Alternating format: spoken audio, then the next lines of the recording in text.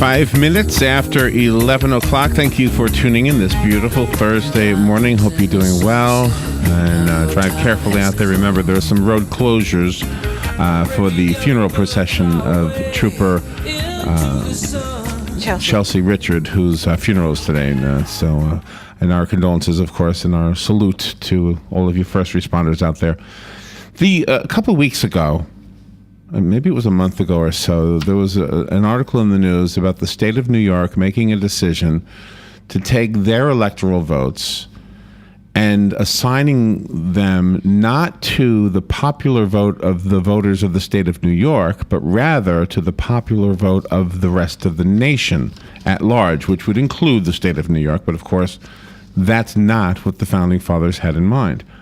The story caused us to enter into a debate about this, and some of our listeners, some of our very respected and educated listeners, people I admire, disagreed with me that we should keep the Electoral College as it is.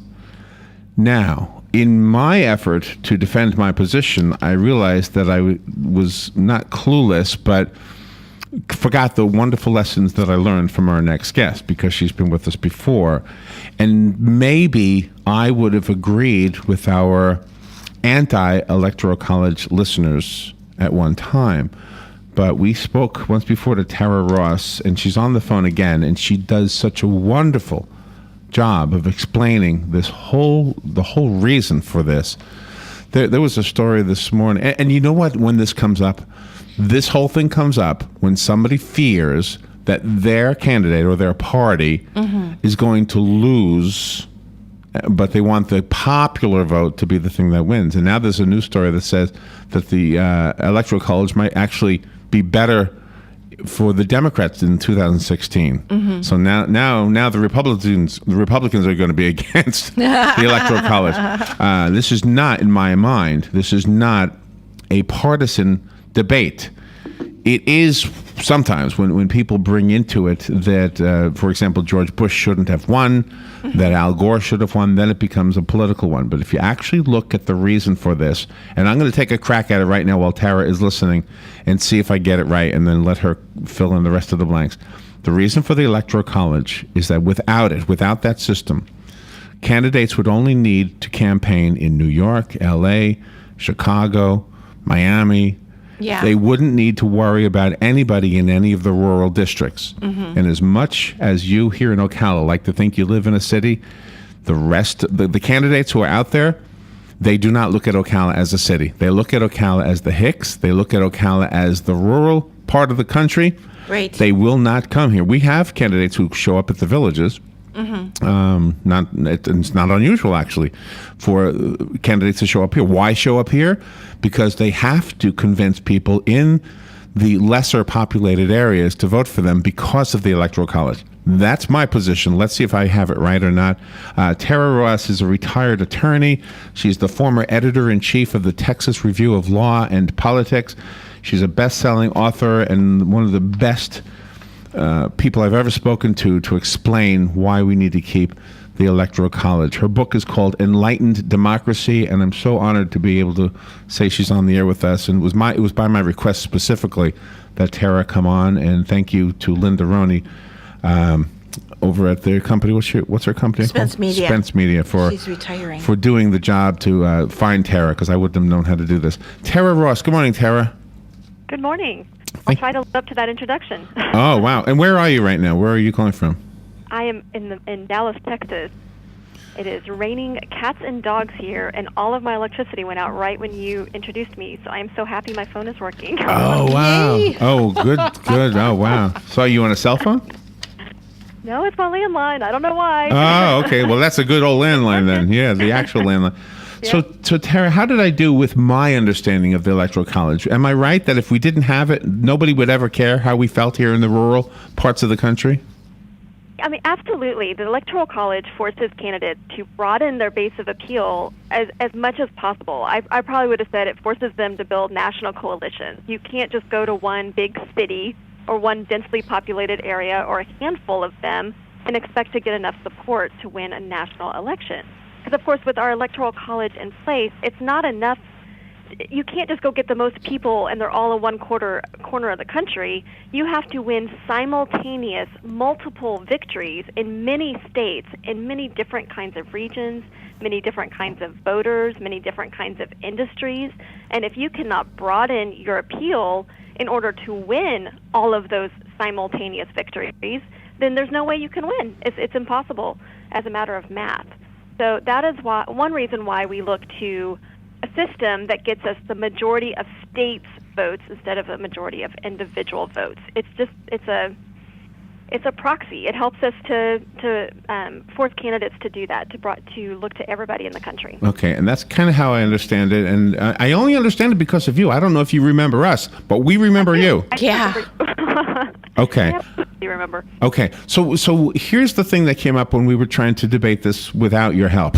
Yeah. Now I've got you on my side. I've recruited somebody who can really fight this fight for me. The thing that came up is if all of the if the popular vote in the state of Florida is going to make every one of our electoral, what do they call them? Electoral college guys? What do they call them? Electorates? They're electors. Electors. They are electors, yes. So when the popular vote of Florida dictates every elector has to vote according to the popular vote of the state, is that correct? Yes. Oh, okay. So therefore, and this, I feel like I'm being devil's advocate, but I guess I have to be just for a second here. Okay. Therefore, a candidate really doesn't have to come to Ocala. They could go to Jacksonville, Miami, Tampa, Orlando. They could just go to the big populated areas of this state, correct? Well, your state's more evenly divided than that, so that doesn't work. But that, in fact, does happen in New York. And that is precisely what happens in New York. Now, New York is a very safe blue state, but that largely has to do with the fact that New York City is so blue, and the rest of the state is ignored. And that is why New York Republicans got on board with this idea. They thought that they would fix the problem. What they don't realize is they are taking the very same dynamic that they're complaining about in New York, and they're spreading it nationwide. Right? I see what you're saying, yeah. So, in other words, because New York City is so populated compared to the rest of the state, right? You really don't have to go to Albany or Binghamton or anything. You just go to Manhattan. It's a microcosm. New York is a microcosm. California is a microcosm of what would happen without the Electoral College. But instead of only happening in those states, it would happen everywhere. I mean, in either of those states, you can think of parts of the state that are usually rural areas, but they're very Republican, and they're much more conservative than the rest of the state. And it doesn't matter. They have no effect on the outcome of most of the statewide elections. And it's got to do with the fact that the candidates just pay attention to the really big cities like New York or Los Angeles or San Francisco. So if the move, okay, so you said something pretty interesting. If the move to take the electoral votes from the state of New York and assigning them to whatever the popular vote is of the nation rather than the popular vote of the state of New York, it might backfire on the people who thought it was going to help them. I am sure Republicans in New York misunderstood and thought they were helping themselves. And I am equally certain that they have taken the dynamic that they hate in New York, and they're helping to make that dynamic a nationwide phenomenon. And we don't want that. It is much better to have an electoral college that prevents candidates from focusing on big cities or densely populated areas and makes them go to all of these little places. I mean, they still don't go to every little place, okay? I mean, the system's not perfect. And you hear complaints about it's only about the swing states, and of course you guys are a swing state, but I would dispute that. It is not only about the swing states. Safe states are so important. They're just states that have made up their minds already. You know, and they made up their minds based on the 4 years of governance that preceded the election. You know, California loves Obamacare, and maybe Texas really hates it, or whatever. These are all things that Texans and Californians and all of the other safe states were looking to. They made up their minds, and they're done. The campaign is not all about the campaign commercials in the last like 3 or 4 weeks of a presidential election. That's silly. You know, I mean, the people who don't like the Electoral College focus on that, but that's not what a presidential campaign is about. It's about 4 years of governance and what everybody thought of that. And then in the end, it's about the people who still didn't make up their minds yet. And one of the really, really sad parts about it is when the people that are running for office they don't want to go to the smaller areas, even on a local level, when you're talking about state representatives or even the U.S.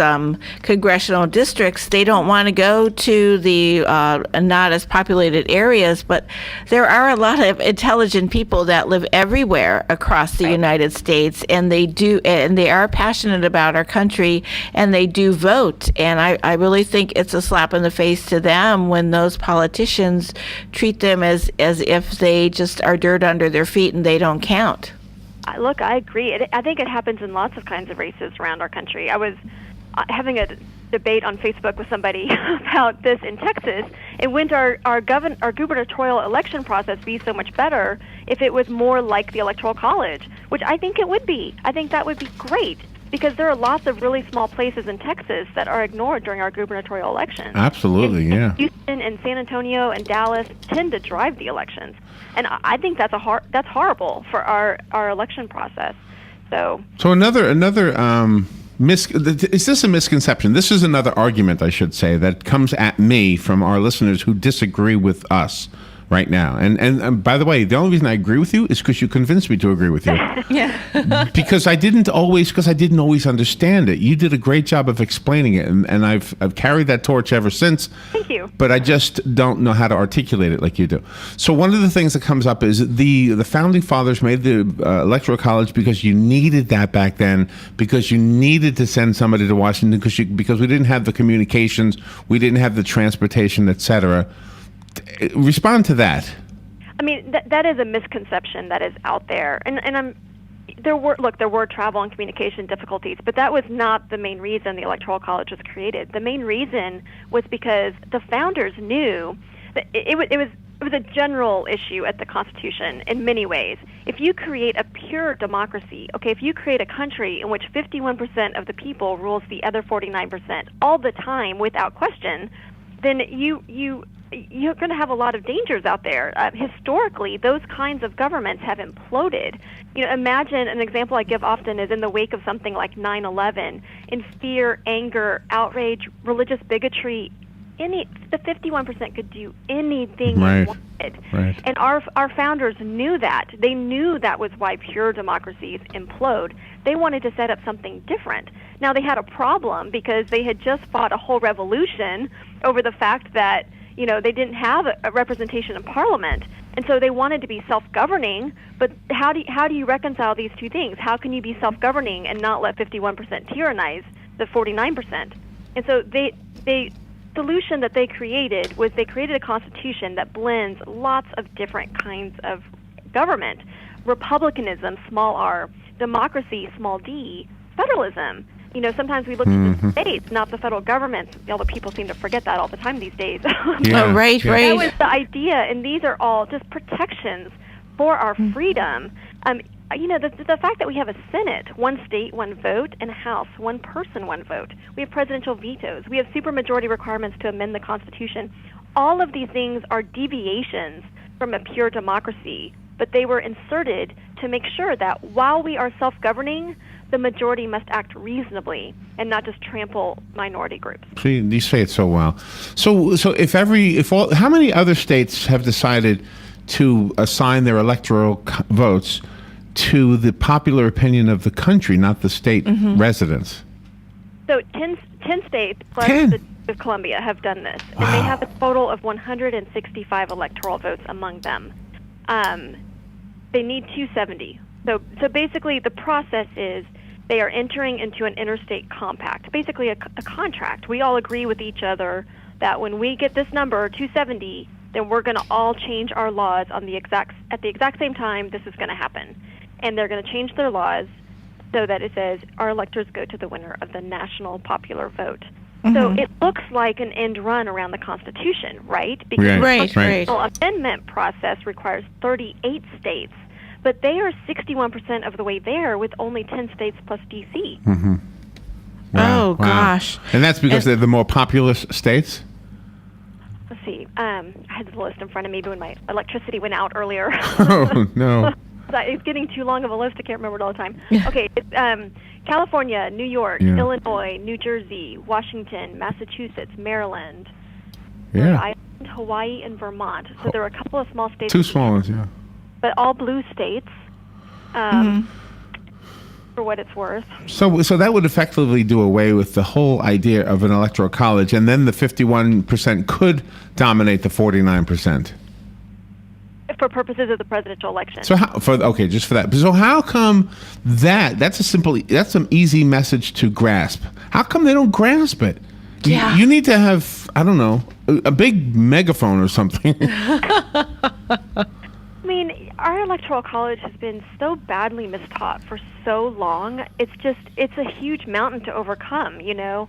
I mean, so I loved what you were saying at the beginning of this interview about it being bipartisan. The reason I started this in the first, well, there were a couple of reasons, but one reason is that when I was looking at the election, Bush versus Gore, most people don't remember this, but Gore was supposed to win the electoral vote that year and lose the popular vote. It was supposed to be the total opposite of what happened. And Al Gore, in October of that year, had lawyers looking into the Electoral College because he thought he was going to have to defend his Electoral College victory. Oh, wow.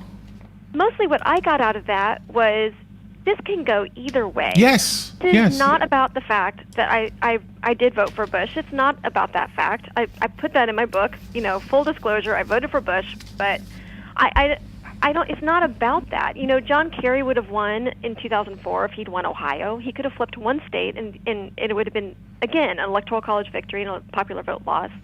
So it's either we think the system serves really useful purposes for the health of our republic, and we support it for that reason, or we don't. But it's got nothing to do with which president you support. Isn't the Senate similar to the electoral college vote? Even though I know we don't use electoral whatever to put senators into place, but the fact that we have two per state, regardless of the size of the state, isn't that similar in a way? I mean, we have no problem with that. Well, I think logically, if you get rid of the electoral college, you should get rid of the Senate, or change how many senators there are to be more population based. Both of those things came out of the exact same compromise between the large and the small states, the Great Compromise at the Constitutional Convention. You know, of course, the small states wanted one state, one vote representation. They were afraid of being outvoted. They specifically did not want a direct election for president because they felt that the big states would choose the president all the time. And this was the compromise that it settled upon. So both in the Congress and in the presidency, there is an element of population representation. I mean, California has 55 electors. And Utah is always considered such an important state, as is New Hampshire, and apparently Florida is too. And none of those three states are really considered the big states. And they would never matter that much again if there was no electoral college, right? Why would anybody go to New Hampshire again after that? Or Rhode Island, who has voted for this bill, which is crazy.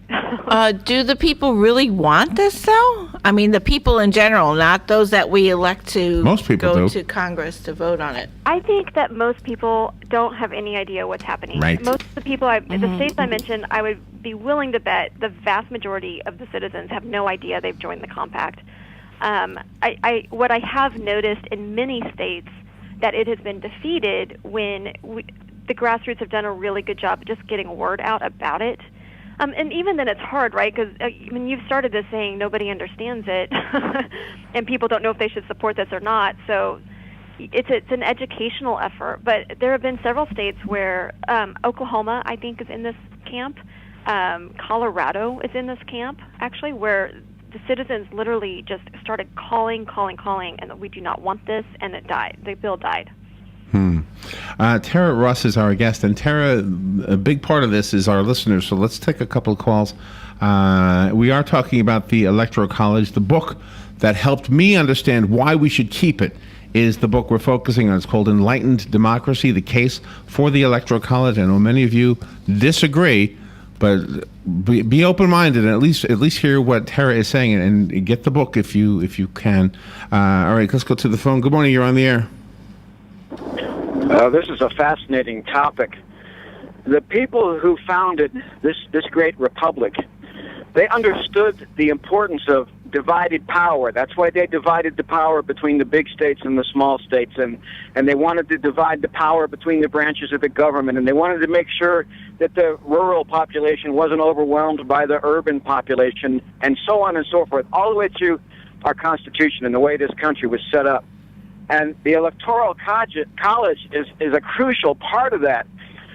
But if you'll notice, a lot of the people that are pushing this idea, they're not interested in divided power. They're interested in concentrating power, whether they're Republicans or Democrats or conservatives or progressives.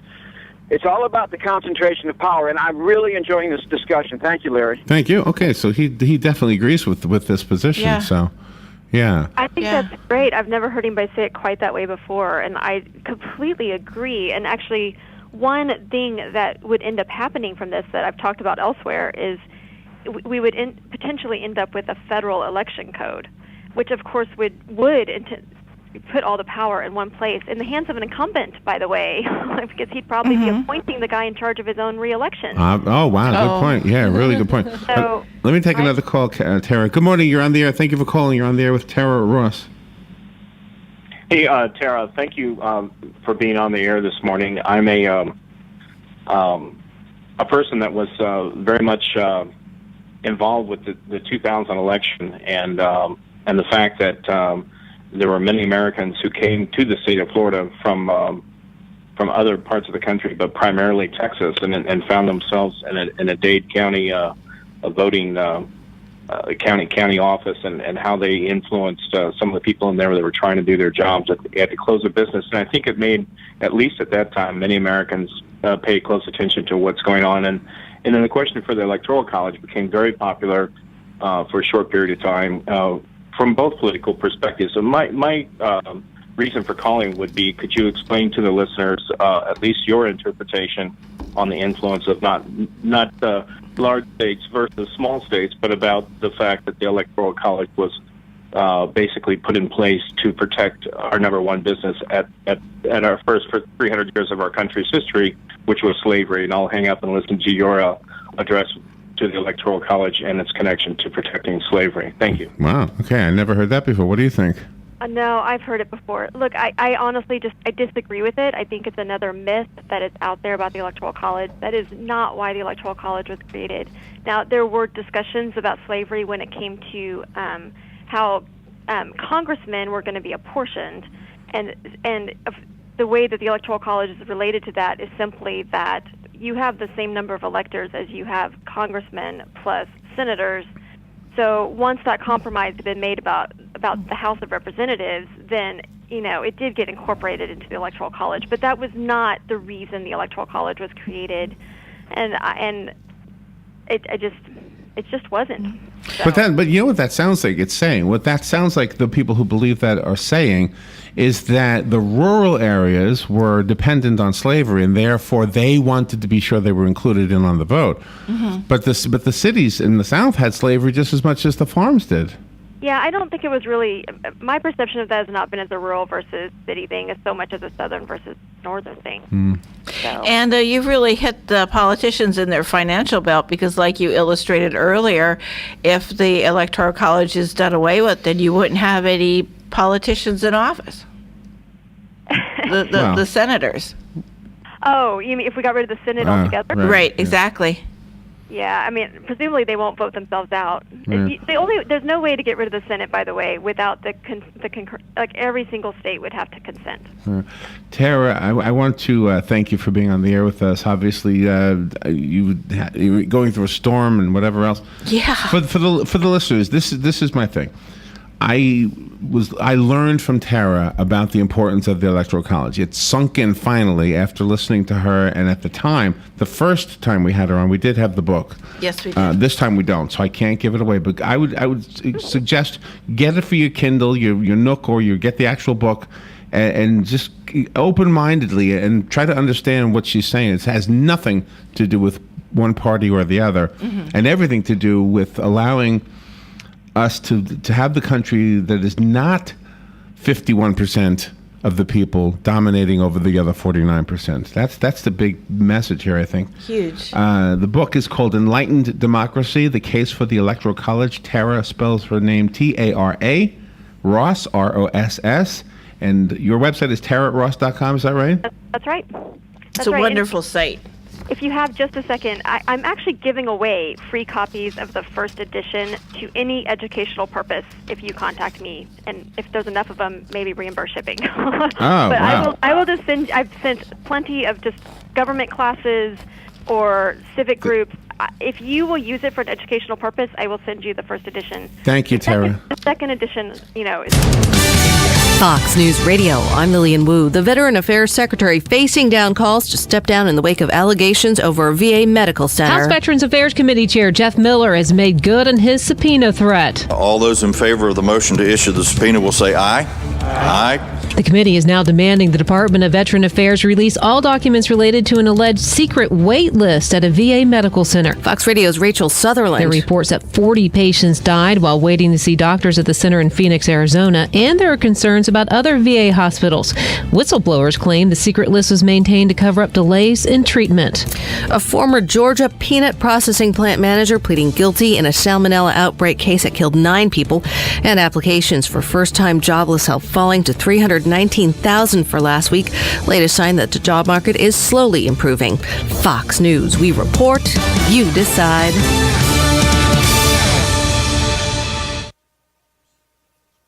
Get more control over your small business